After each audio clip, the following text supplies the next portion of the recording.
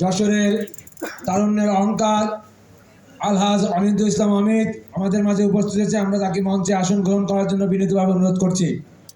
আজকের এই মত বিনিময় সভার সভাপতিত্ব করার জন্য অনুরোধ করছি যশোর নগর স্বেচ্ছাসেবক দলের সংগ্রামী আহ্বায়ক সাবেক ছাত্রনেতা বড় ভাই মুস্তফা তরফদার রয়্যালকে সভাপতিত্ব আসন গ্রহণ করার জন্য অনুরোধ করছি।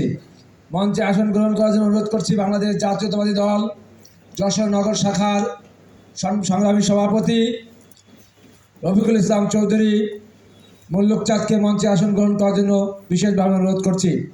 মঞ্চে আসন গ্রহণ করার জন্য অনুরোধ করছি বাংলাদেশ জাতীয়তাবাদী স্বেচ্ছাসেবক দল যশোর জেলা শাখার সম্মানিত আহ্বায়ক সাবেক ছাত্রনেতা বড় ভাই মোস্তফা আমির ফয়সালকে মঞ্চে আসন গ্রহণ করার জন্য বিশেষভাবে অনুরোধ করছি।